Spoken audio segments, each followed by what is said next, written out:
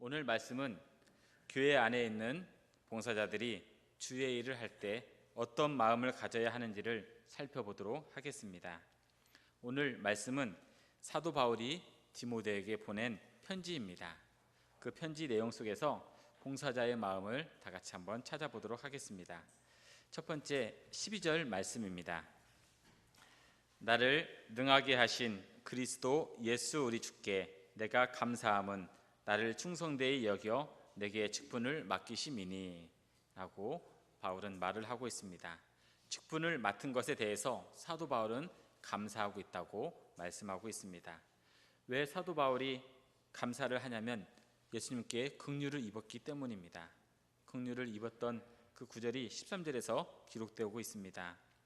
내가 전에는 비방자요 박해자요 폭행자였으나 도리어 긍휼을 입은 것은 내가 믿지 아니할 때에 알지 못하고 행하였음이라 라고 바울은 자신이 긍휼을 입었을 때의 상황을 우리에게 가르쳐주고 있습니다. 바울이 긍휼을 받기 전의 모습은 비방자요 박해자요 폭행자였습니다. 바울은 예수님을 믿는 자들을 비난하고 나쁜 말로 믿는 자들을 폄하했던 비방자였습니다. 바울은 예수님을 메시아로 믿는 자들을 위협하고 방해하던 박해자였습니다. 또 바울은 예수님을 구주로 믿는 자들을 때리고 옥에 가두며 심지어 죽이기까지 한 폭행자였습니다. 예수님을 알지 못하고 믿지 못할 그 다메섹 도상에서 예수님은 바울에게 긍휼을 베풀어 주셨습니다. 긍휼은 죄인들이 받는 하나님의 은혜입니다. 긍휼은 죄인임에도 불구하고 용서해 주시는 사랑입니다. 예수님은 사도 바울을 용서해 주실 뿐만 아니라 직분까지 주셨습니다. 그렇기 때문에 사도 바울은 늘 직분을 감당할 때마다 감사하는 마음을 갖게 되었습니다. 나 같은 죄인 중의 괴수를 용서해 주시고 주의 복음을 전하는 직분을 주신 것이 사도 바울에게는 큰 감사의 제목이 되었습니다. 그리고 주의 일을 할 때 주님께서 일을 잘하라고 바울에게 풍성한 은혜를 베풀어 주셨습니다. 바울은 자신을 향한 주님의 은혜가 너무나 커서 도저히 측량할 수 없음에 늘 감사를 하게 되었습니다. 죄인인 자신을 용서해 주시고 주의 일을 맡겨주시고 또한 주의 일을 할 때 풍성한 은혜를 주시니 감사하는 마음으로 직분을 감당할 수밖에 없습니다. 그것이 오늘 12절에서 나와 있는 바울이 감사하는 내용입니다. 그런데 성경에는 사도 바울처럼 직분을 감사하는 사람도 있고 그러지 못한 사람들도 있습니다. 모세가 출애굽 과정에서 가나안 땅을 앞에 두고 12지파에서 대표적인 한 사람 한 사람씩 뽑아서 12명을 가나안의 정탐꾼으로 보내게 되었습니다.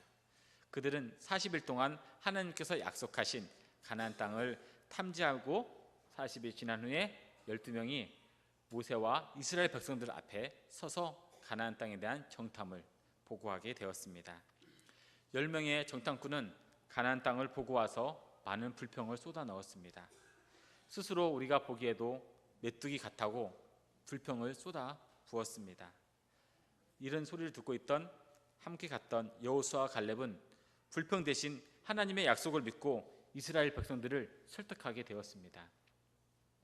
이스라엘 백성들은 불평하는 10명의 사람들의 소리를 듣고 2명의 하나님의 음성을 들었습니다.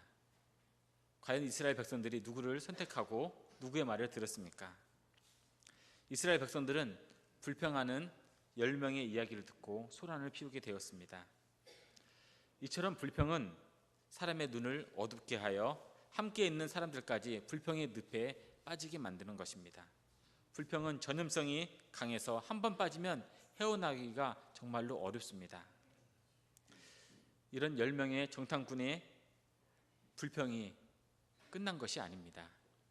현재 우리들이 봉사하고 있는 자리에서도 이러한 불평을 하는 사람들도 있다는 것입니다. 처음 봉사를 감사하는 마음으로 시작을 했지만 언제부터인지 내 옆자리에 허락도 없이 무거운 불평이 앉아있는 것을 보기도 합니다. 남들보다 먼저 와서 봉사를 열심히 하고 있었습니다.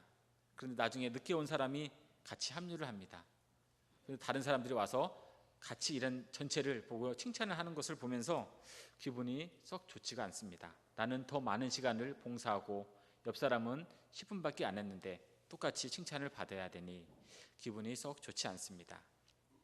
또 열심히 봉사를 하고 있는데 마지막 한 일이 남았는데 늦게 온 사람이 그 한 가지 일을 해결을 해버렸습니다.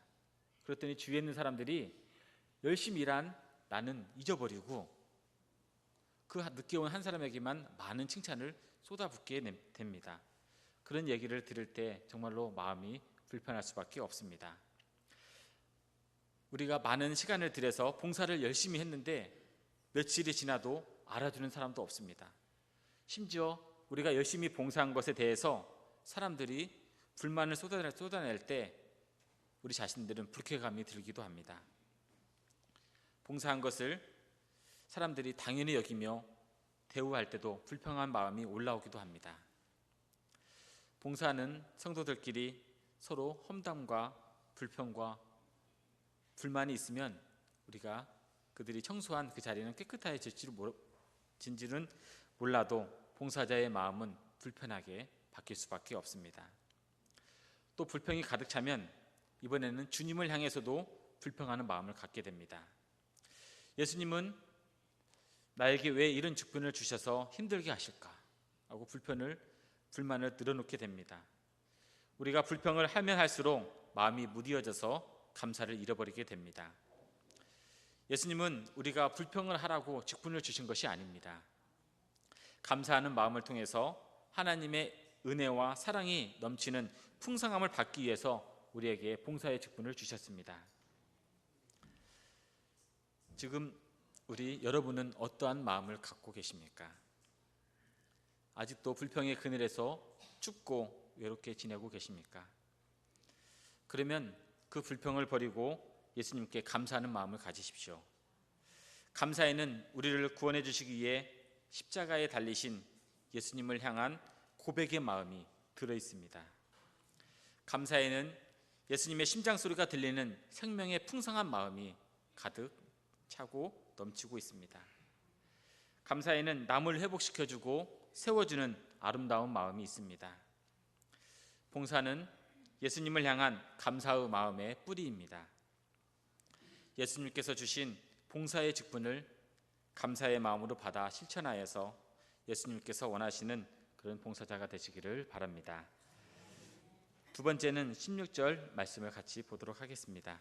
함께 읽겠습니다. 그러나 내가 긍휼을 입은 까닭은 예수 그리스도께서 내게 먼저 일체 오래 참으심을 보이사 후에 주를 믿어 영생 얻는 자들에게 본이 되게 하려 하심이라. 아멘. 두 번째 봉사자의 마음은 참고 인내하는 마음입니다.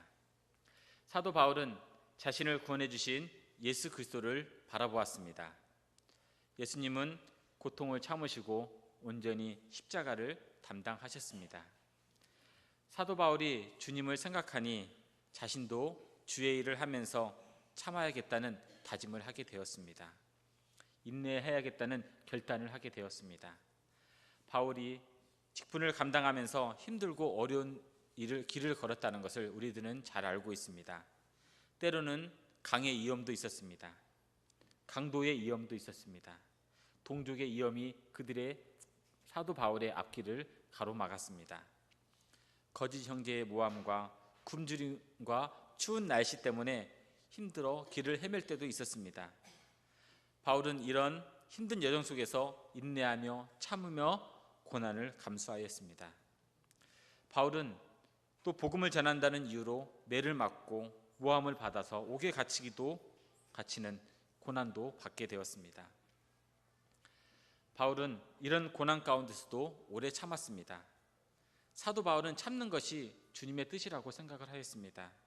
참는 것이 복음에 유익한 것이라고 생각했기 때문에 사도 바울은 참았습니다. 사도 바울은 내 자신이 어려워도 늘 복음을 위해서, 늘 주님을 위해서 참아야겠다는 그 마음을 가지고 자신에게 맡겨주신 직분을 감당하였습니다. 복음을 전하면서 참고 인내하는 그런 사도 바울의 모습이 후대의 사람들이 보니까 나도 사도 바울처럼 복음을 전하면서 인내하고 참아야겠다는 그런 본을 보이게 되었습니다. 사도 바울이 본을 보이기 위해서 인내하고 참은 것이 아니라 인내하고 참았던 그러한 모습들이 후대 사람들에게 본의 모습을 보이게 되었습니다. 결국 인내와 고난 감수와 참는 마음이 바울로 하여금 예수님께서 주신 직분을 감당하게 하는 능력이 되었습니다. 인내와 참는 마음이 부족하면 무엇이 생깁니까? 그것은 인내와 다른 후회하는 마음이 생기게 됩니다. 요즘 봄이 되었습니다. 겨울보다 등산을 더 하는 사람들이 더 많이 늘어나게 되었습니다. 정상까지 우리는 산을 올라가기 전에 정상까지 올라가라고 출발을 하면 조금씩 우리를 따라오는 생각이 있습니다. 그것은 힘들면 바로 내려가고 싶은 마음입니다. 저는 가끔 모악산을 올라가게 됩니다. 모악산을 올라갈 때 내려가고 싶은 마음을 한 30분 정도를 참으면 간신히 모악산을 이제 올라갈 수가 있게 됩니다. 내려가고 싶은 때 내가 몇 번 참았는지 생각을 하면서 한 걸음 한 걸음 올라가게 됩니다. 때로는 5번 정도 참다가 핑계를 대고 내려올 때도 많이 있었습니다. 맨 아래에서 정상을 바라보면 조금만 참고 힘내서 올라갈 것을 하면서 후회할 때가 참으로 많이 있습니다. 저는 이렇게 후회하는 모습이 한두 번이 아니었습니다. 여러분들은 봉사를 하시면서 후회하신 적이 없으십니까? 어려운 일 때문에 욱하는 마음이 올라와서 지금까지 열심히 봉사로 쌓은 그 탑을 한 번에 무너뜨릴 때는 없었습니까? 상대방이 작은 소리에 내가 크게 민감하게 반응하여서 상대방을 무안하게 만들 때도 있었습니다. 내 실수를 감추기 위해서 더욱더 큰 소리로 상대방을 무시하고 상대방의 소리 질러서 나는 스스로 가해자가 아닌 피해자라고 돌릴 때도 있었습니다. 이렇게 실수를 하고 나면 후회하는 마음이 크게 밀려오게 됩니다. 그러면 봉사를 잘하지 못한 자신에 대한 자책감을 가지면서 다음에는 봉사에 대한 행동을 잘 해야 되겠다라는 마음보다 다음에는 봉사를 하지 않아야지, 다음에는 봉사 때문에 이런 일이 생긴 거야 라고 책임을 전가시킨 적도 있습니다. 정말로 이런 후회는 우리의 마음을 정말로 아프게 합니다. 예수님의 마음도 아프게 하고 공동체에 있는 다른 사람들의 마음도 아프게 합니다. 이렇게 후회가 생기는 이유는 인내가 떨어지면 후회가 그 인내의 자리를 차지하게 됩니다. 예수님과 바울이 복음을 위해서 인내했던 것처럼 우리도 인내하며 오래 기다려야 합니다. 내 자신을 위한 것이 아니라 복음을 위해서 참고 기다리며 나아가야 합니다. 주님께서 우리를 위해 오래 참으셨던 것처럼 우리도 오래 참고 기다려야 합니다. 우리 자신을 기다리고 참아주셨던 예수님을 생각하며 우리도 상대방을 참고 기다리며 그가 온전히 쓰기를 위해서 기다리는 그러한 마음으로 가져야 됩니다. 그것이 바로 복음의 능력이고 복음을 위해서 고난을 감수하는 마음입니다. 주의 복음을 위해 인내하고 기다릴 줄 아는 그러한 마음으로 봉사하는 우리 성도님들이 되시기를 바랍니다. 셋째는 17절 말씀입니다. 영원하신 왕 곧 썩지 아니하고 보이지 아니하고 홀로 하나이신 하나님께 존귀와 영광이 영원 무궁하도록 있을지어다. 아멘. 세 번째는 영광 돌리는 마음입니다. 바울은 직분을 통해서 하나님께 영광 돌리는 마음을 가지고 늘 생활을 하였습니다. 바울에게는 직분을 감당하는 것이 하나님께 영광을 돌리는 것으로 알고 직분을 감당하였습니다. 바울은 자신이 어디에 있든지 무엇을 하든지 먹고 마시든지 하나님께 영광을 돌리는 것을 잊어버리지 않았습니다. 예수님께서도 아들로 아버지를 영화롭게 하옵소서 라고 기도하신 것을 통해 알 수 있습니다. 예수님도 사도 바울도 모든 영광을 하나님께 올려드리는 삶을 살았습니다. 그런데 영광을 다른 방향으로 돌리는 사람들도 있습니다. 하나님께서 사울 왕에게 아말렉을 멸하라고 이렇게 말씀을 하셨습니다. 하나님께서 전쟁에 필요한 것들을 여러 가지들을 준비해 주셨습니다.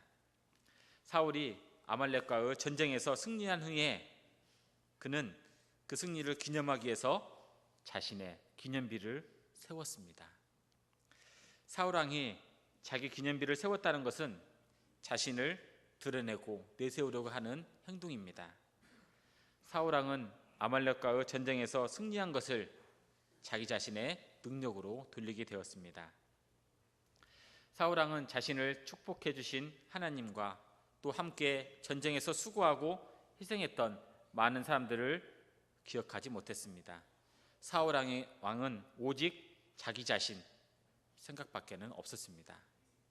사울 왕은 자신의 영광을 구하는 사람이 되었습니다. 직분을 감당하면서 자신의 능력을 뽐내는 사람들도 있습니다.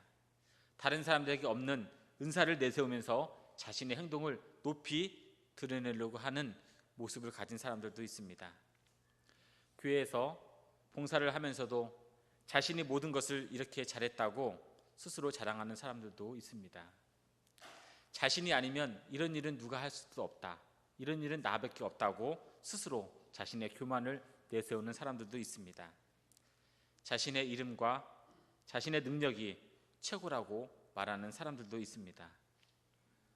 이렇게 자신의 영광을 나타내는 사람들은 자신 외에는 보이지 않습니다.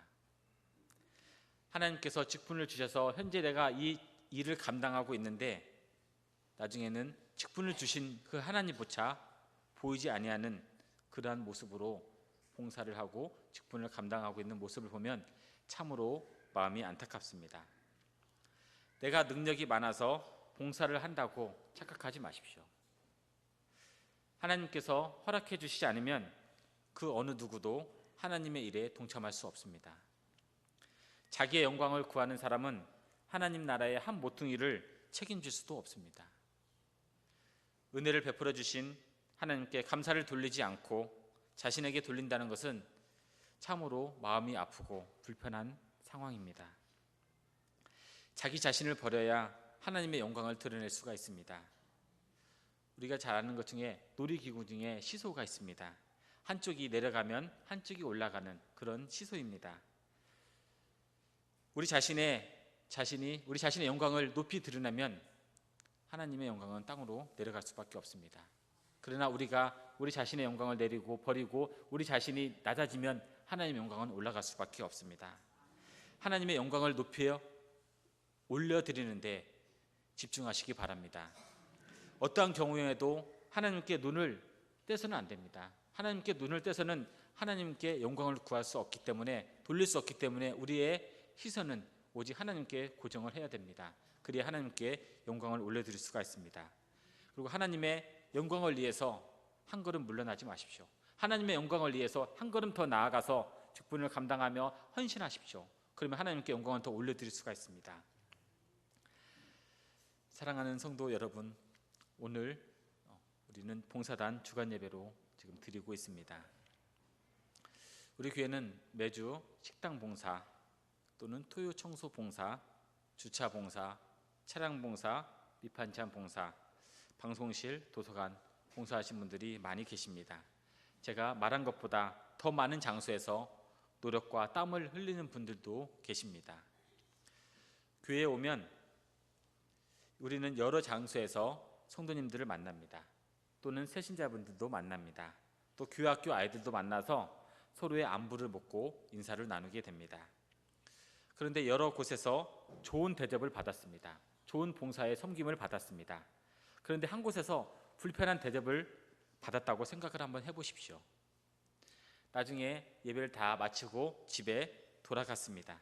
집에 가서 생각나는 것이 무엇이 생각이 납니까? 나를 이곳에서 좋은 대접을 했던 여러 곳이 생각이 납니까? 아니면 나를 불편하게 했던 그 한 곳이 기억이 납니까?